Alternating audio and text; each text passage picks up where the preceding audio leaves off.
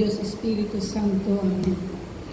Banal at makapangyarihan Diyos, pinupuri, pinasasalamatan po namin kayo sa buhay at lakas na patuloy po ninyong ibinibigay sa bawat isa sa amin. Sa gabi ito, Panginoon, kami po'y patuloy na kumakatok sa pintuan ng iyong puso. At hinihingi po namin sa iyo, Panginoon, ang patuloy na pagdaloy at pagbuhos ng iyong banal na Espiritu sa apat na sulok ng lugar na ito. Dalangin po namin, O Diyos, ang mabuting balita na aming pagninilayan ngayong gabi ito. Buksan po ninyo, Panginoon, ang aming mga puso at isipan upang ang mensahe ng iyong mabuting balita ay matanim ng malago sa aming mga puso. Dalangin namin, O Diyos, ang mga bagay na hindi abot ng aming kaisipan. Kayo po ang Diyos na magpaliwanag nito sa amin. At habang kami, Panginoon, ay nakikinig, mangusap po kayo sa amin, Panginoon, upang lalo namin maunawaan at maranasan ang kapangyarihan ng iyong mabuting balita. Inaakin namin, O Diyos, ang double portion of anointing na maranasan ngayong gabi ito. Kaya po ang papuri, ang parangal at pagsambay tanging sa ilang po namin ibibigay. In Jesus' mighty name we pray. Amen. Amen. In the Father, the Son, the Holy Spirit. Amen. Mula po sa Ebanghelyo ni San Juan, Kabanata 6, talata 51 hanggang 58. Ako nga ang tinapay na nagbibigay buhay, na bumaba mula sa langit. Mabubuhay magpakailanman ang sino mang kumain ng tinapay na ito. At ang tinapay na ibibigay ko upang mabuhay ang sanlibutan ay ang aking laman. Dahil dito'y nagtalo-talo ang mga Hudyo. Paanong may bibigay sa atin ng taong ito ang kanyang laman upang makain natin? Sinabi ni Jesus, pakatandaan ninyo, malibang kainin ninyo ang laman ng anak ng tao at inumin ang kanyang dugo, hindi kayo magkakaroon ng buhay. Ang kumakain ng aking laman at umiinom ng aking dugo ay may buhay na walang hanggan, at muli ko siyang bubuhayin sa huling araw. Sapagkat ang aking laman ay tunay na pagkain, at ang aking dugo ay tunay na inumin. Ang kumakain ng aking laman at umiinom ng aking dugo ay nananatili sa akin, at ako naman sa kanya. Isinugo ako ng buhay na Ama, at ako'y nabubuhay dahil sa Kanya. Gayon din naman, ang sino mang kumakain sa akin ay mabubuhay dahil sa akin. Ito ang tinapay na bumaba mula sa langit. Hindi ito katulad ng kinain ng inyong mga ninuno sa ilang. Namatay sila kahit na kumain niyo.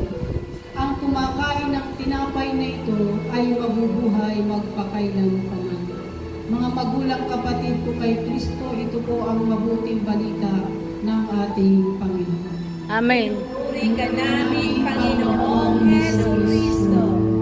Malakpakan po natin ang ating Diyos na buhay. Yung palakpak naman yung Amen. Maraming po kapatid. Salamat po sa Diyos. Pwede na po tayong maupo sa presensya ng ating Panginoon. Amen. Amen. God Amen. is good. All the time. All the time. God is good. Laging ang Diyos ay mabuti sa lahat ng mga taong sa Kanya ay laging nakikinig ng Kanyang salita. Amen. Amen. Amen. Mga minamahal kong kapatid kay Kristo, ready na po ba ang lahat para makinig? Amen. Amen. Amen. So, kagaya nga po ng homily ng ating butihing pari na ang ating pong ebanghelyo ay nananatili pa rin kay San Juan sa Kabanata 6 at ito po ay tuloy-tuloy hanggang sa susunod na linggo. At ngayon naman po mga minamahal kong kapatid, ang akin naman pong ibabahagi sa inyo ay akin ko po itong pamamagatan, the blessings of eating the flesh of Jesus and drinking His blood. Ang biyaya ng pagkain ng laman ni Kristo at pag-inom ng kanyang dugo. Nakikinig po ba? Amen. The blessing of eating the flesh of Jesus and drinking His blood. So mga minamahal kong kapatid kay Kristo, kung atin po itong susundan, kung tayo po ay aware doon sa every week Sunday Gospel, napakaganda po ng kabuuan ng chapter 6 ng St. John. No? At ito po ay nagsimula nga doon sa pagpapakain ng Panginoon sa 5,000 sa dalawang isda at limang bakul na tinapay at hanggang sa ipinapakilala ng Panginoong Jesus na dapat hinahanap natin siya hindi lamang dahil sa himala, kundi hanapin natin siya dahil gusto natin siyang makasama.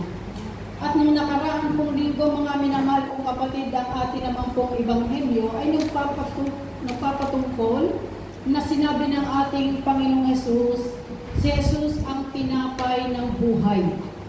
At ngayon naman po mga minamahal kong kapatid, binika ng Panginoon, ako nga ang tinapay na nagbibigay buhay na bumaba mula sa langit, mabubuhay magpakailanman ang sino mang kumain ng tinapay na ito.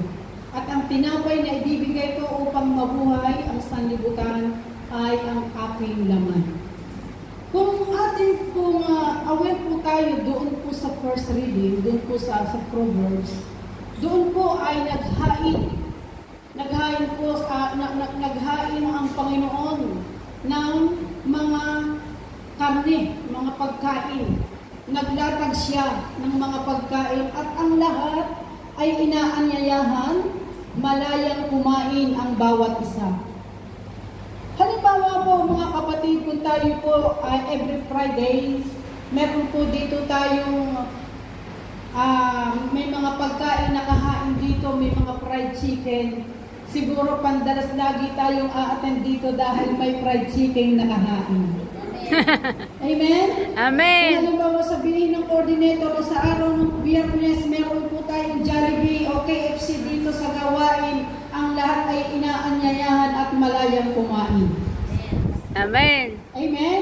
Amen. Subalit ang pagkain iniaalok po dito ng ating Panginoong Jesucristo ay mismo siya, ang kanyang katawan at ang kanyang dugo. So ito po ay nagpapatungkol po mga kapatid po sa banal na Eucharistia.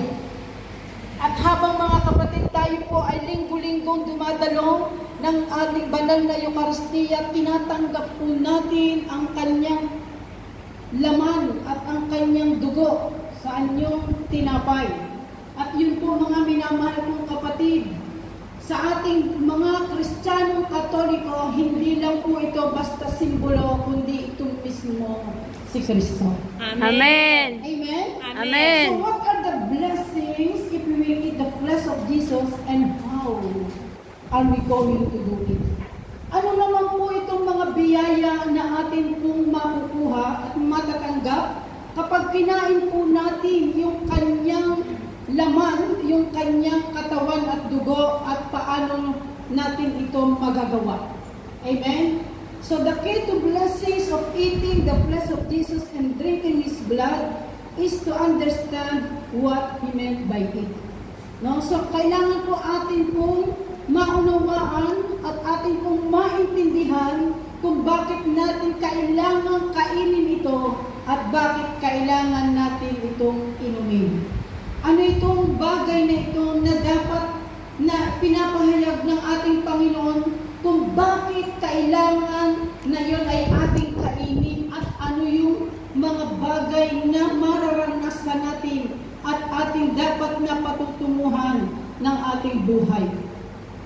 Lagi nga po sinasabi sa banal na misa, yung kanyang katawan ay iniaalay sa mga tao upang ang lahat ay makakain at sa kanya ay makaisa. At ang kanyang dugo ay dumana upang ang kasalanan ng sanlibutan ay magkaroon ng kalinisan at magkaroon tayo ng ugnayan sa ating Panginoon. Amen? So, napakaliteral po ng ating tema. Dahil sinabi po ng Panginoon, malibang kainin ninyo ang aking laman at inumin ang aking dugo ay hindi kayo magkakaroon ng buhay. So doon sa tanong ng what Jesus meant when He said we need to eat His flesh and drink His blood, ano bang ibig sabihin ng Panginoong Jesus na malibang kainin natin ang kanyang laman at inumin at ang kanyang dugo, ay hindi tayo magkakaroon ng buhay. So mga minamahal kong kapatid, ang una, it means to give so much importance to His humanity. I repeat, it means to give so much importance to His humanity. So, ang isang susi at ang dapat po nating gawin, bakit kinakailangan kainin at inumin yung kanyang dugo ay para po maipakita at maipakilala yung pong kahalagahan ng kanyang pagiging tao. Hello? Amen. Nasusunod po ninyo ako? Amen. Kasi tahimik na tayo. Amen. So it means to give so much importance to His humanity. Ito yung isang pakahalaga na magawa natin yung labis na pagpapanya bilang tao. Dahil sa kanyang pagiging tao, lalakas tayo. Amen. Lalakas tayo at maliliwanagan tayo at maliliwanagan din ang ating pagkatao. Amen. Amen? Because the flesh of Jesus was His complete humanity. Ang kanyang katawan, ang kanyang laman, ay ito po yung siyang nagkatawang tao na buhay na kagaya natin upang maranasan at maabot ang tao, upang maranasan din niya kung ano yung pagiging tao, upang yung kanyang pagiging tao ay maiabot sa ating sanlibutan. Amen. Amen? Yung kanyang pagka-Diyos, yung kanyang pagkatao, ginawa siyang tao upang abutin ang tao.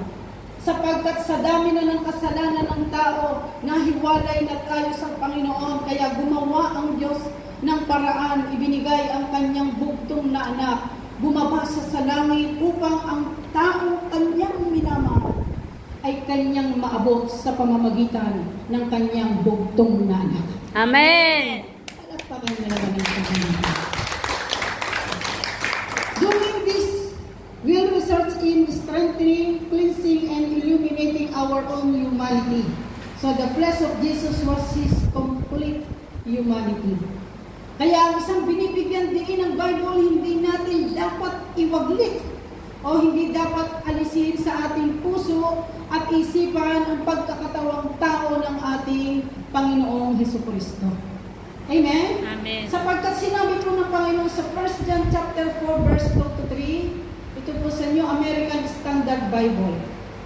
By this you know the Spirit of God, every spirit that confesses that Jesus Christ has come in the flesh is from God. And every spirit that does not confess Jesus is not from God, this is the spirit of Antichrist, which you have heard is coming and now it is already in the world. So yung pong ito po binibigyan ni Juan yung kanyang unang pagsulat na ito yung pagkatawag ng tao sa ating Panginoong Hesukristo, dapat ito'y laging ipinapahayag natin. Hindi natin dapat baliwalain.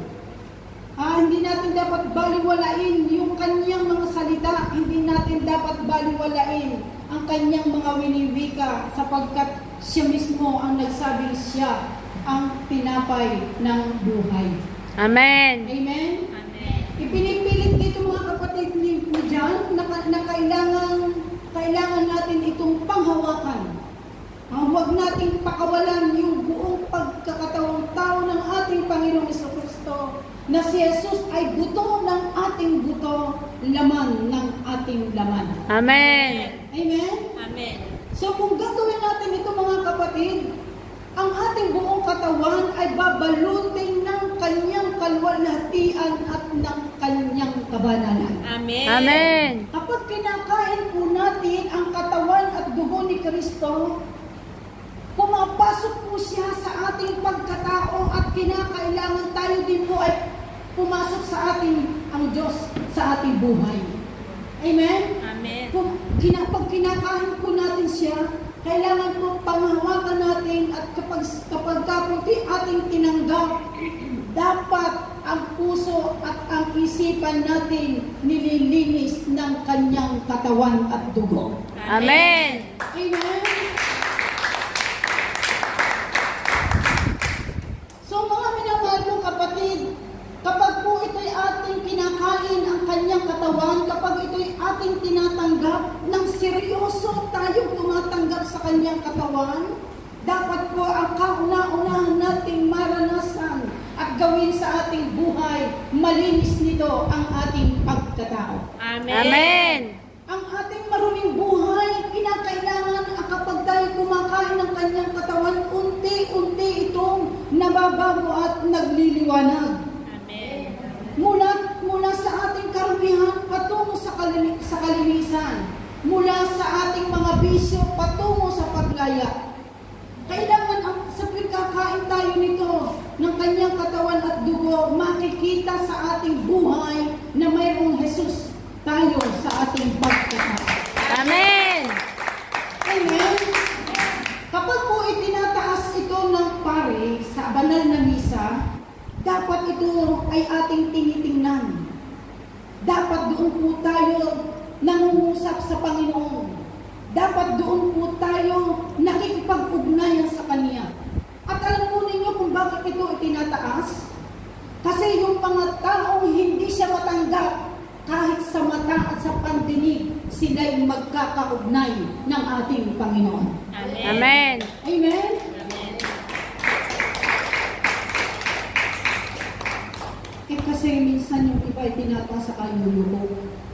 Dapat kapag itinataas, doon mo kausapin ang ating Panginoon. Amen. At kung ito po hindi basta-basta lang ito tinatanggap, dahil ito po ay banal at ito po ay napakasagrado. Kaya nga po ito itinataas para yung mga taong nanonood lamang magkaugnayan sila ng Panginoon. Amen. Amen? Amen. Palakpakan po ninyo ako sa Panginoon. Amen? So doon naman po tayo sa pag-inom ng kanyang dugo. So it means that we must take Jesus' life into the very core of our hearts. Sinabi po ng Panginoon, inumin mo yung kanyang dugo. So kinakailangan tanggapin natin ng ating buhay ang ating Panginoong Jesucristo sa ibuturan ng ating puso at ng pinakabuturan ng ating buhay. Amen. Kailangan po siya ang maging sentro ng ating pagkatao. Amen. Amen? Amen. Kapag tinatanggap mo ito, dapat siya ang sentro ng buhay mo. Hindi yung mga taong hinahabol-habol mo. Dapat si Kristo Amen. ang ating habul-habulin. Amen. Dapat siya lagi yung ating kauhawan. Dapat lagi siyang ating namnamin. Dapat lagi natin siyang pinagninilayan upang ating maranasan ang kanyang kapangyarihan kapag tayo ay dumadalo at tinatanggap natin ito sa banal na Eucharistia. Amen. Amen. Amen? Bakit mga minamahal kong kapatid? Sapagkat in the Bible, blood stands for life.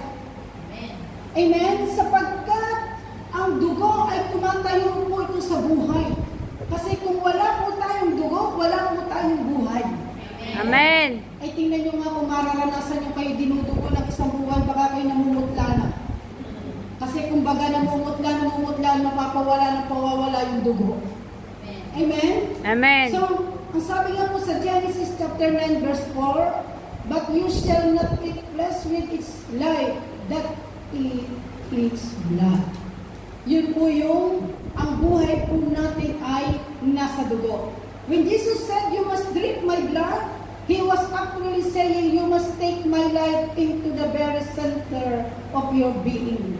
So, pag sinabi ng Panginoon, tanggapin mo ang kanyang dugo, dapat siya ang nasa pagkatao ng ating buhay at dapat din siya ang bukang bibig ng ating mga labi. Amen.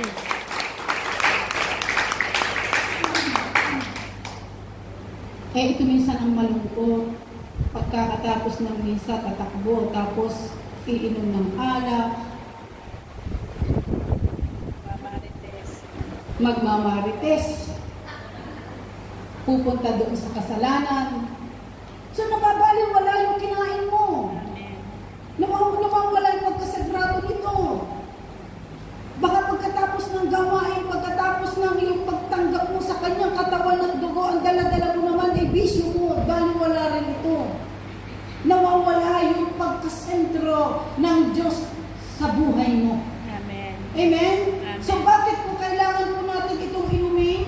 Sapagkat ito yung ating buhay. Siya yung nagbibigay sa atin ng buhay. So that life of mine is the life which belongs to God. So yung buhay na taglay ng ating Panginoon na siya yung pinakasentro, siya yung pinakabuhay ng Diyos. Si Jesus, ang buhay ni Jesus ay buhay na galing sa Diyos. Amen. Ang buhay ng Diyos at buhay ni Jesus ay isa. Amen. Tayo mga minamahal kong kapatid, tumatanggap man po tayo ng katawan at dugo ni Kristo, subalit ang buhay natin, darating din po tayo ay mamamatay. Mamamatay yung ating physical na katawan. Mamamatay yung ating, ang atong kahit at gaano kaganda mo, kahit gaano kayaman mo, kahit napakarami pa, ang asset mo, iisa rin ang sukat na hihigaan mo. Amen. Amen? Amen. Kahit pa ilang St. Peter ang inihanda mo, pagdating ng panahon, ilaw pa rin marami ang nasa paligid mo. Amen? Amen. So, mga naman kong kapatid kay Kristo, ang miniligaw po dito ng Panginoon, yung ating buhay, yung ating physical na buhay, ito po ay galing sa Diyos, galing po ito sa ating Panginoon. But, yung pong ating spiritual na buhay na ito po ang kumakain ng salita ng Diyos. Ang kinakain ng ating physical na katawan ay kung ano yung bagay na gusto nating kainin. Subalit ang kinakain ng ating buhay espiritu na dapat kinakain natin araw-araw ay ang kanyang salita, ang kanyang mabuting balita. Amen. So kaya kailangan sa pagtanggap po natin sa kanya, siya mismo ang magmamay-ari ng ating pagkatao. Amen.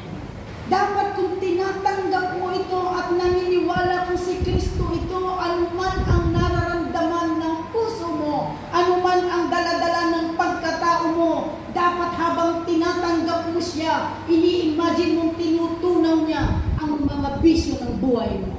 Amen. Amen. Amen? Dapat habang tinatanggap natin sa palagi natin siyang tinatanggap, lumalayo tayo doon sa ating mga maruruning gawa. Amen. Subalit kapag tayo hindi nawawala doon sa ating maruruming gawa, hindi natin tunay na siya tinatanggap sa ating pagkatao. Kaya kung pag sinabi kong nangungunin yung malaya kung sinong may gusto, lumapit at kumain, tanggapin ang aking katawan at dugo, ang lahat ay inaanyayahan, ang lahat ay iniimbitahan ng ating Panginoong Jesucristo.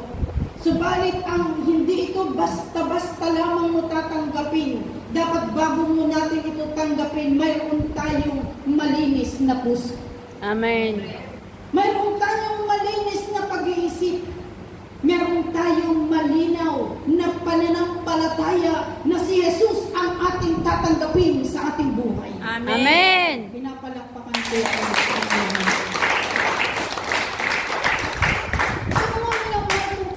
Wala po tayong sariling buhay, no? Kasi yung ating buhay, hiram lang po natin ito. Subalit ang sinasabi po dito yung spiritual life po natin, na tanging si Jesus lamang po ang makakapagbigay nito. Sa Kanya lamang po ito manggagaling. Kaya kung yun siya tinatanggap mo, yung ating espiritu ang kumakain nito. Subalit kung ito'y tinatanggap mo lamang na wala kang idea kung ano ito, nababaliwala yung tinatanggap mo. Pero magpatuloy ka lamang hanggang sa maunawaan mo ito. At kapag naunawaan mo ito, mas pahahalagahan mo ang tinatanggap mo. Amen. Amen. Palakpakan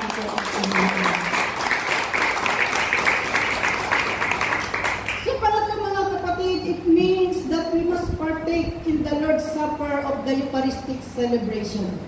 Ang isang paraan na magawa nating kainin ang kanyang laman at dugo ay sa pamamagitan ng pakikibahagi natin sa banal na misa o Santa Misa.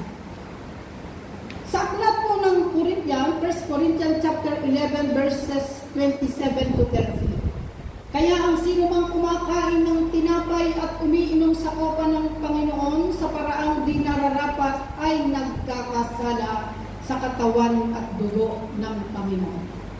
Kaya't dapat siyasatin ng tao ang kanyang sarili bago siya kumain ng tinapay at uminom sa kopa.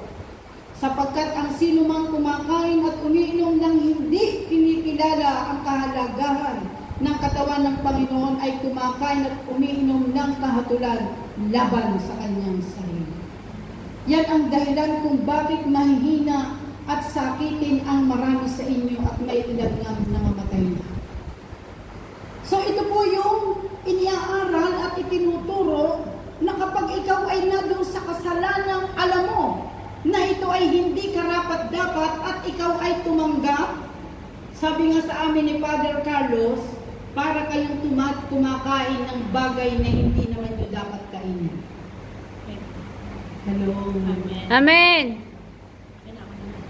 Kapag po tayo kumakain ito, dapat po tayo ay malinis para po yung kanyang pagka-Diyos, yung kanyang kabanalan ay pumasok din sa malinis na sisidlan. Amen. Amen? So kailangan po mga minamahal kong kapatid, atin po itong alam na kung ikaw ay hindi karapat dapat tumanggap, manalangin ka. At darating din ang panahon. Kung siya tinititigan mo lang ngayon, darating din ang panahon, matitikman mo siya. Amen. Amen. Amen? Amen. At kapag natikman mo ito, mararanasan mo ang kapangyarihan ng katawan at dugo ni Kristo. Amen. Nung ako po ay nasa kasalanang mortal, hindi po ako tumatanggap ng katawan at dugo ni Kristo. Dahil alam ko, hindi ako karapat-dapat tumanggap dito. Pero nung ako po ay maliwanagan, nung ako ay makipagtagpo sa Panginoon, nung ako ay kanyang kinatagpo, nung ako ay kanyang nilinis, ipinaunawa niya sa akin ang bagay na ito at iniwan ko ang marumi kong buhay upang siya'y aking matikman. Amen. Marami po ang ganyan, maraming patutuwa ang ganyan. At nang ito'y habang kinakain ko, marami akong nalalaman, marami akong natututunan. Unti-unti nababago ang takbo ng aking buhay. Amen. Amen. Amen? Kaya po ako'y nasa inyong harapan ngayon, ipinapahayag ang kanyang kabutihan at ang Amen. kanyang Amen. kapatawaran. Amen. Amen?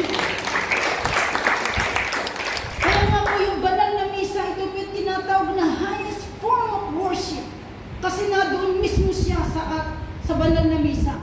Sa habang tinatanggap natin siya, habang tayo nakikinig sa Kanya, dapat preparado tayo. Kaya po na doon yung fasting bago tayo tumanggap ng Kanyang katawan at dugo.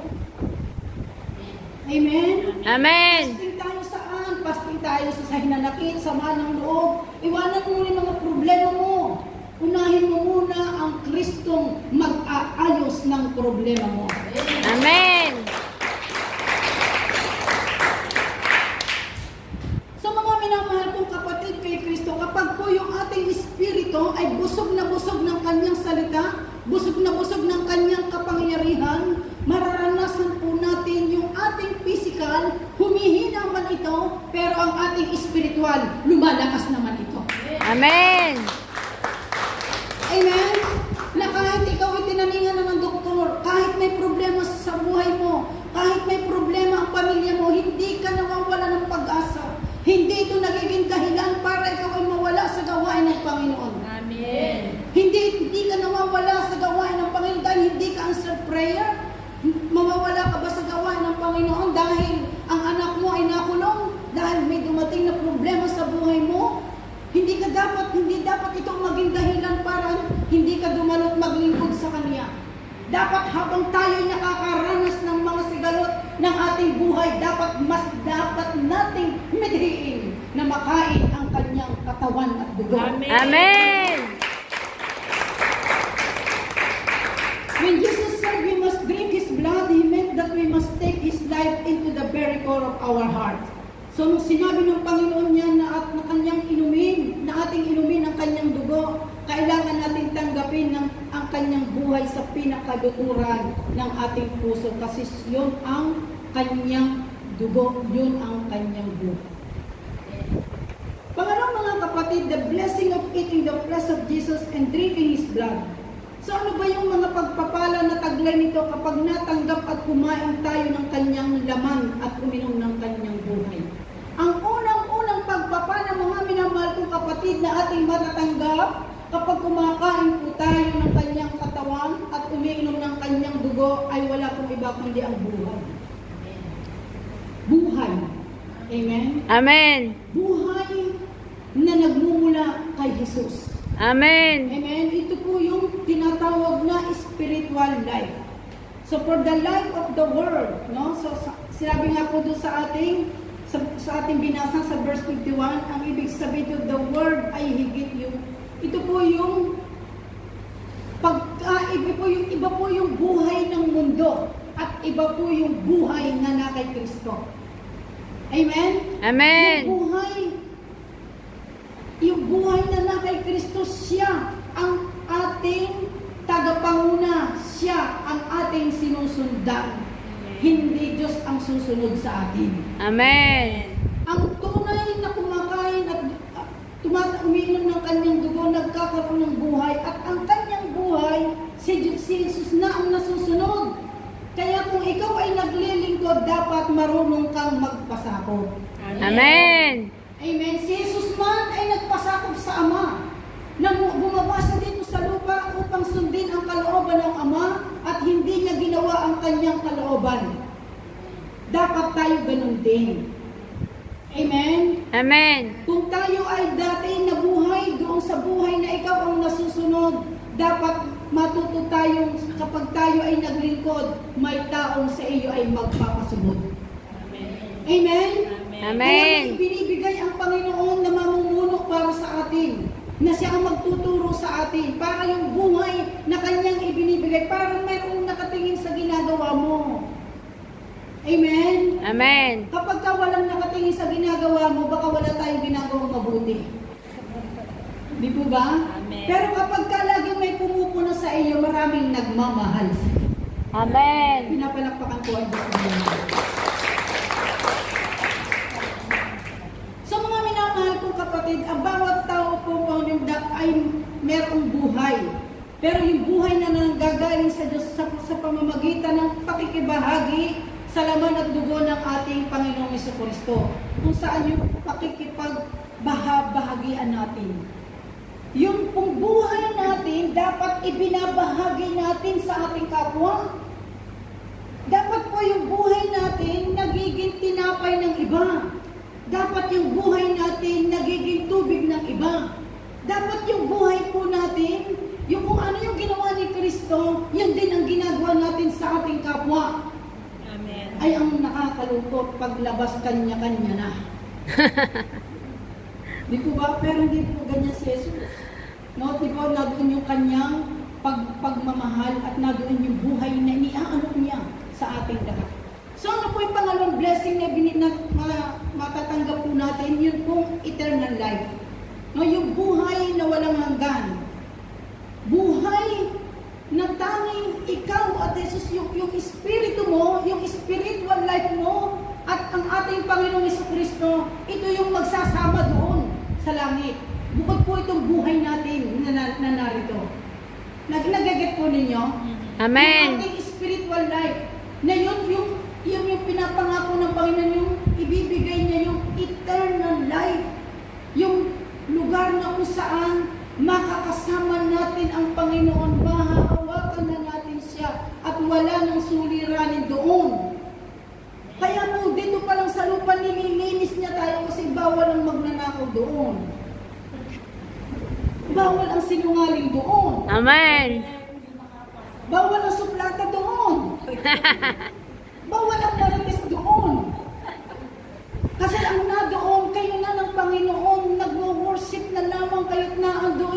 ligaya na dapat nating maranasan, kaya nga lupa man ay langit na rin. Amen. Amen. So, ang unang karakteristik ng life ay yung buhay ay yung eternal, no? Makakamtan lang natin ito sa pakikipag-isa natin sa ating Panginoong Jesucristo. So, ano naman po yung assurance, mga kapatid? Ano po yung blessing na makukuha natin sa pagtanggap sa kanyang katawan at dugo? Assurance of resurrection from the dead. No? Yung katiyakan ng muling pagkabuhay mula sa mga patay. Kasi marami po sa ating may buhay pero mukhang patay. Di po ba? Akala mo buhay po sa amin, buhay, pero walang buhay. Di po ba? So, sabihin yung buhay, yung katiyakan ng muling pagkabuhay, wala ka nang gagawin pa. Wala ka nang hihilingin pa kapag nadoon ka na sa ating Ama. Amen? Amen. At ano po sabi sa verse 54, mga minamahal kong kapatid, the one who eats my flesh and drinks my blood has eternal life, and I will raise him up on the last day. I will raise him up on the last day. Itataas ka niya. Bubuhayin ka niya. Muli ka niyang bubuhayin. Amen. Ang katawang lupa natin ay mamamatay at mabubulok. Subalit yung ating espiritu, itong muling bubuhayin ng ating Panginoong Jesucristo. Amen. Amen? So naroon yung katiyakan, naroon yung buhay na kasama mo si Jesus at yung everlasting life, yung eternal life na walang hanggan. Walang hanggan ang kanyang pagmamahal, walang hanggan ang kanyang pag-ibig. So mga minamahal kong kapatid kay Kristo, eternal life is not physical but it is spiritual. Death is no longer. Amen? Hindi na po yung ating katawan ang haharap sa Kanya, kundi yung po ating spiritual. So ano po ang pangatlo mga minamahal ko mga kapatid? An enduring intimate relationship. Ang isang biyaya na atin pong makukuha sa pagtanggap at pagkain ng laman at dugo ni Kristo ay yung pong enduring intimate relationship. Isang matibay, nananatili, isang matatag na relasyon natin sa Diyos. Amen. Amen. Amen? Amen. Siyempre, kung lagi mo siyang kinakain at iniinom, nagkakaroon tayo ng intimate relationship kay Lord. Amen. Amen? Nagkakaroon tayo ng ugnayan, nakakasama natin siya, nagkakaroon tayo ng heart-to-heart talk kay Lord, nagkakaroon tayo ng pakikipagpusa araw at gabi, lalo na kapag may mga problema sa ating buhay. Amen. Amen. At ano ba mga kapatid? By remaining by each other mutually. Yan po sinasabi sa verse 56. Ang kumakain ng aking laman at umiinom ng aking dugo ay nananatili sa akin at ako naman sa kanya. Wow! Amen. Wow na wow! Amen. Ang kumakain ng aking laman at umiinom ng aking dugo ay nananatili sa akin at ako naman sa kanya. Amen. Napakasarap ng buhay. Amen. Kapag tinatanggap natin ito ng seryoso sa ating buhay, mananatili ang Diyos sa atin at ikaw naman sa Kanya. Kaya walang demonyo pwedeng makapanloko sa iyo. Amen. Amen. Amen? Walang kasalanan pwedeng magtalo ng pagkatao mo kapag si Kristo ang kasama mo. Amen. Walang pwedeng hindi kayang palayain. Kung gusto mong lumaya, meron tayong kalayaang ibinigay ang Diyos para tayo ay umalis sa ating pagkakasala. Ito'y mangyayari at magaganap sa buhay mo kung ito'y tatalikuran mo. Amen. Kahit pasabihin mo, sister, ako'y hirap na hirap lumaya. Gusto kong lumaya pero hindi ko magawa. Gawin mo, kasama mo si Kristo. Amen. Amen. Eh, ang demonyo hindi naman sa magbibigay ng pangit. Ang ibibigay niya sa iyo yung umaalindog. Amen. Ang ibibigay niya sa iyo, macho-macho kagaya ni Brother Bong. Ang ibibigay niya sa iyo talaga maganda. Bakit? Kasi ganyan manluko si Satanas. Subalit kapag meron tayong intimate relationship kay Lord, natutokso ka man pero muli kang nagbabalik. Amen. So ito po yung buhay na niaalok ng ating Panginoong Jesucristo, yung kanyang laman at yung kanyang dugo. Ang isang napakalaking halimbawa mga simbahang Katoliko, yun pong pelican bird, no? Yun pong pelican bird, mga minamahal kong kapatid, kapag wala na siyang mapakain sa kanyang mga anak, tinutukan niya yung sarili niyang laman upang ipakain niya sa kanyang anak. Ganyan din ng ating Panginoong Jesucristo, mga minamahal kong kapatid. Sarili na niyang laman at dugo, iniaalok sa lahat ng tao. Ipinapakain niya ito sapagkat naandoon ang kasiguraduhan na magkakaroon tayo ng ugnayan at makakasama, makakaisa natin si Kristo. Amen.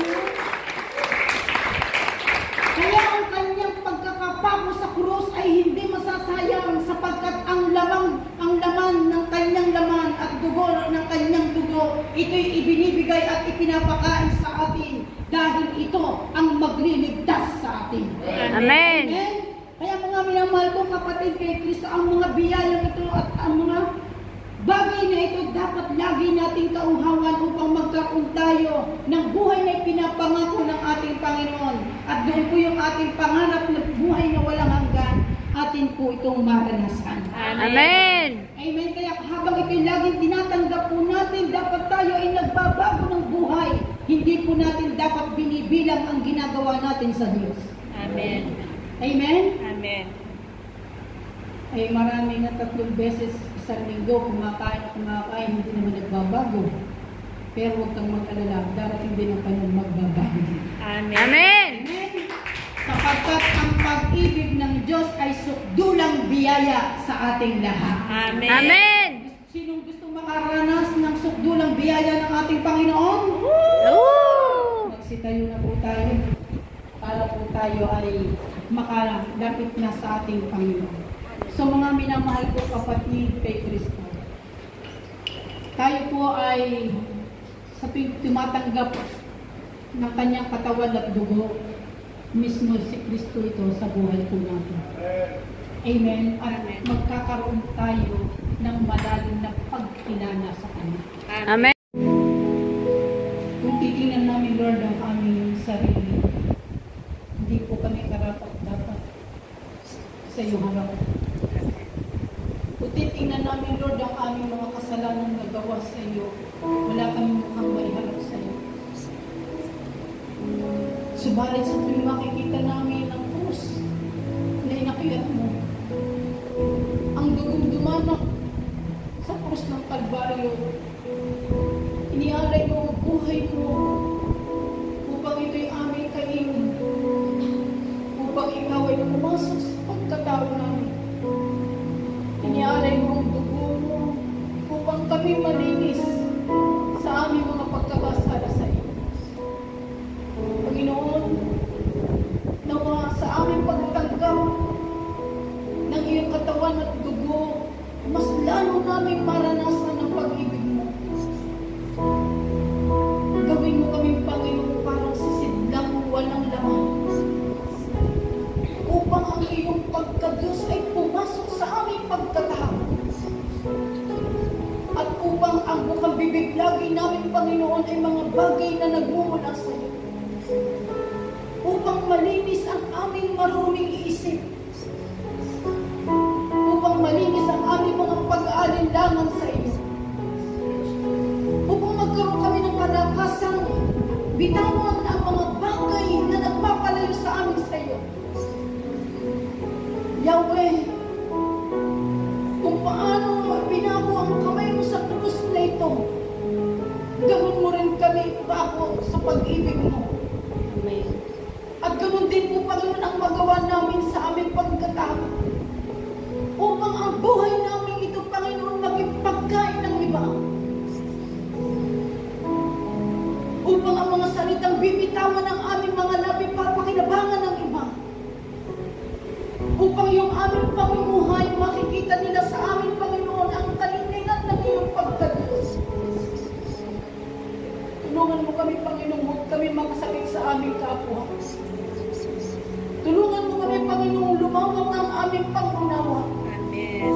Tulungan mo kami, Panginoon, matutong magmahal kahit sa mga tao hindi kayo pag-ibig. Amen.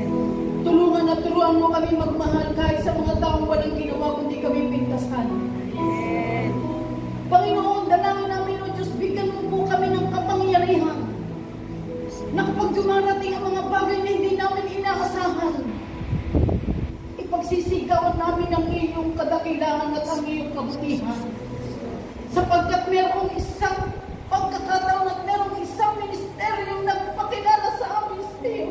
Yes, Lord. Salamat sa buhay ng aming punong lingkod, Yes, Panginoon, Lord nakilala ka Jesus. namin. Yes, Lord. At Amen, ngayon, Lord. Lord, sa mga oras nito, sa mga bukas pa na magdiriwang kami ng 40 taong anibersaryo. Yes, Lord. 40 taong dekada ang paglalingkod namin sa iyo, Panginoon. Lord Jesus. Amen. Patuloy niyo po itong palaguin at ang aming Yes. pananampalataya. Amen. Amen. Panginoon, tinataas po namin sa iyo, Panginoon, ang aming mga pamilya. Yes, Lord. Amen. Panalangin namin, O Diyos, na sila'y maakay namin sa iyong banal na harapan. Amen.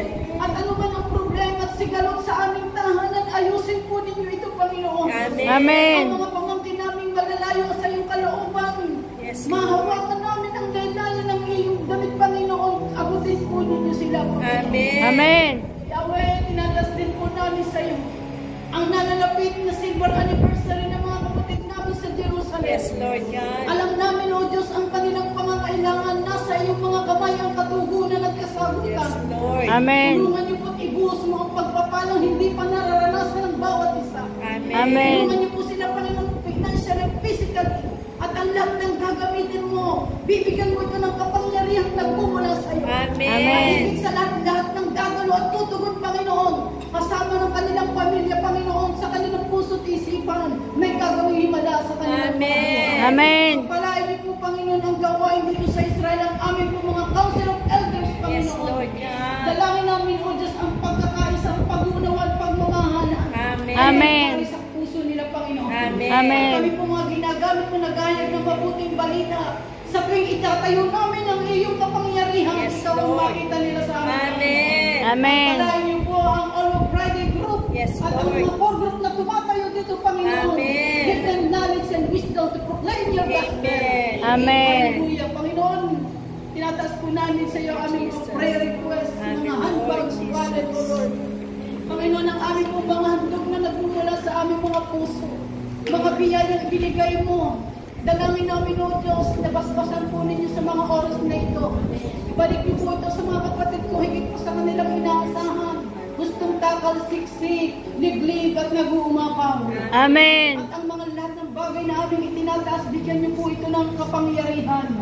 Upang lahat ng mga tao makahawak dito kung may karamdaman, ay makaranas ng kagalingan. Amen. At kung may pangangailangan na pinansyal at spiritual, bubuhos mo ito, Panginoon, sa lahat ng aming aspeto ng buhay.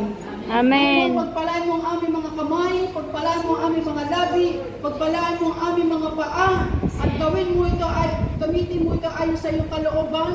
Pagpalaan niyo po ang mga hanap buhay na pinagkatiwala po ninyo sa amin. Ang aming buhay na binigay niyo po sa amin, may alay nawa namin ito sa inyong buong buhay.